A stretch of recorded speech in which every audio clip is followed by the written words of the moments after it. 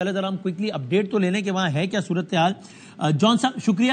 ذرا پہلے اگر بتا سکیں کہ پچھلے کوئی کہہ لیجئے 10-12 گھنٹوں میں امریکی بمباری میں نسبتاً، چونکہ آج جنگ 6-7 روز داخل ہو گئی، اسرائیلی بمباری میں تہران کی حد تک نسبتاً کوئی اضافہ دیکھنے میں آیا یا کمی دیکھنے میں آئی؟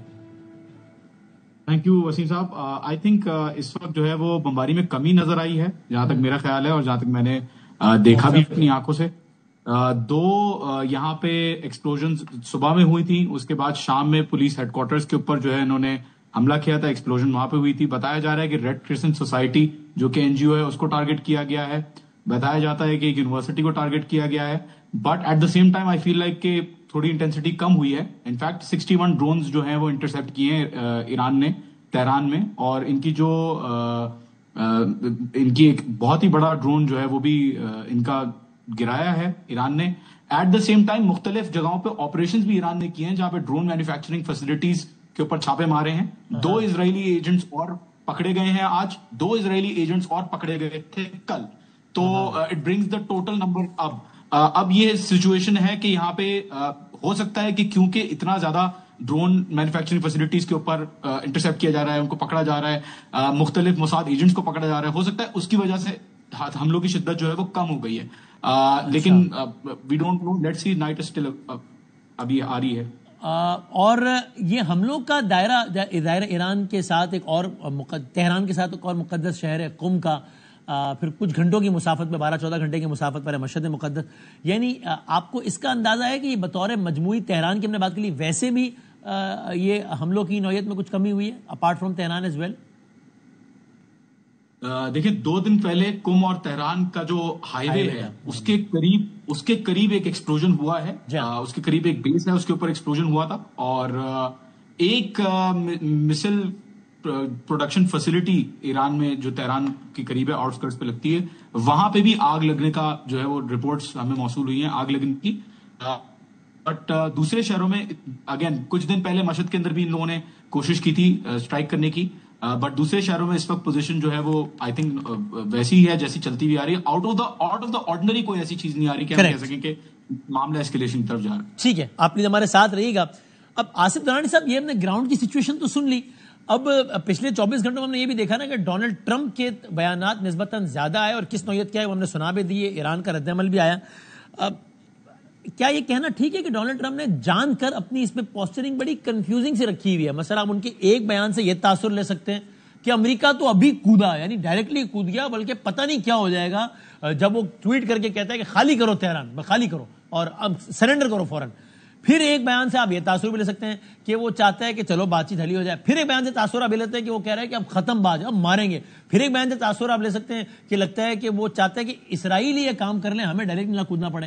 تو یہ یعنی کیا اس سب سے یہ اخذ کرنا ٹھیک ہے کہ انہوں نے جان کر ایک ایسی پوزیشن رکھی ہوئی؟ اس کا خلاصہ یہ نکلے کہ ان کا ایک دیرینہ دوست اسرائیل ان کے ایک ازلی دشمن ایران کو مارے تاکہ امریکہ کی بھی جان چھوٹے ایران سے، لیکن وہ اس کو اون نہیں کرنا چاہتے تاکہ رد عمل میں کہ کوئی امریکن ایسٹ نشانہ نہ بنے. آپ اس کی یہ تشریح سے اتفاق کرتے ہیں یا آپ کا کوئی اور زاویہ ہے سب کو دیکھنے کا؟ جی آپ بالکل قریب ہیں، آپ کا قیاس بھی بہت درست ہے.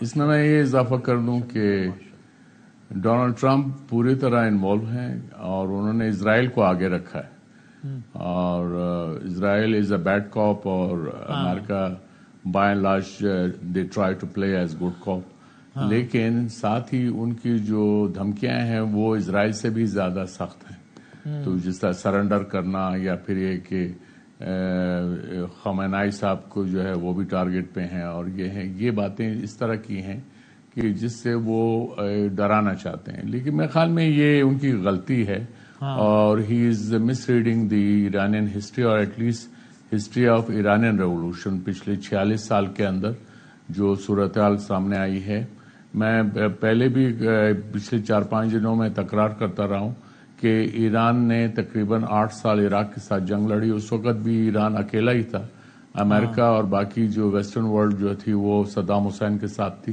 تو یہ انہوں نے اس کو، تو ریزیلینس تو ایران کے اندر ہے. یہ ان کا یہ خیال ہے کہ یہ اس طرح سے رجیم چینج کر لیں گے، جو کہ اصل ہدف ہے. یہ نیوکلیر پروگرام تو ایک اس کا پریٹیکسٹ ہے، ایک بہانہ ہے. اصل مقصد جو ہے ریجیم چینج ہے وہ آج کا نہیں ہے، پچھلے 46 سال سے ان کا یہ ہدف رہا ہے اور اس کو وہ پہلے ناکام رہے. اب کیسے ہوتے ہیں؟ ان کا یہ خیال ہے کہ سیریا میں ایران کو سیٹ بیک پہنچا ہے، لیبنان میں حزب اللہ اور اس کے بعد حماس، اور پھر یہ عراق کے اندر ان کو جو ہے پسپائی ہے، تو شاید اب یہ اس طرح سے کارنر کر دیں گے. لیکن وہ پراکسیز ان کی لمیٹیشنز کچھ اور ہوتی ہیں، ان کی اہمیت بھی کچھ اور ہوتی ہے، اور with in the country Iran کے پاس جو ایک ویر ودال ہے، ان کے پاس ایک سسٹم ہے، تو وہ علیحدہ بات ہے. تو ایران کے اندر ریزسٹنس کی قوت موجود ہے. جی سو آپ کا اس پہ ایک کوئک کامنٹ کیجیے کہ آپ کا کیا خیال ہے کہ اس میں ہوگا کہ الٹیمیٹلی امریکہ اس میں کودے گا، یعنی براہ راست خود سے، یا نہیں ہوگا؟ نہیں کودے گا الٹیمیٹلی. دیکھیے یہ کودے گا یا نہیں یہ تو میتھمیٹیکل آنسر تو نہیں مل سکتا، لیکن امریکہ انوالو ہے. امریکہ انوالو ہے، اس کی ڈگریز کا فرق ہو سکتا ہے، لیکن یہ کہنا کہ امریکہ نہیں ہے اس سائڈ لائنز پہ، ایسا نہیں ہے. امریکہ ڈائریکٹلی انوالو ہے. مثلا یہ ایران نے جو اپنے میزائل داغے ہیں اور ڈرون کیے، تو ان کو انٹرسپٹ راستے میں کس نے کیا؟ وہ امریکہ نے کیا، چاہے جارڈن ہو یا فار دیٹ میٹر دوسرے جتنے روٹس ہوں. تو پہلا جو لائن آف پرووائڈ کیے. جی ٹھیک ہے. اور یہ عامر مسعود صاحب آپ بتائیے گا کہ اس میں یہ اب تک جو کچھ جتنا ہوا ہے، اس کو اگر ایک دفاعی اینگل سے دیکھیں، اگر مطلب ظاہر ایک طرف وہ ملک ہے کہ جس پہ پابندیاں در پابندیاں آس پاس کے ممالک، یعنی سب نے بالکل جس کو رگڑا دیا ہوا ہے، ظاہر ہے آئسولیشن میں رکھا ہوا ہے. ایک طرف وہ ملک ہے جس کے ساتھ سپر پاور کھڑا ہے، جس کے پاس دنیا کی ہر چیز ہے، ہر ملک اس کی آنکھ کا تارہ بننے کا متمنی ہے، اور اس میں ساری صرف غیر مسلم ممالک نہیں ہیں، اس میں اور بہت سارے وہ ہیں.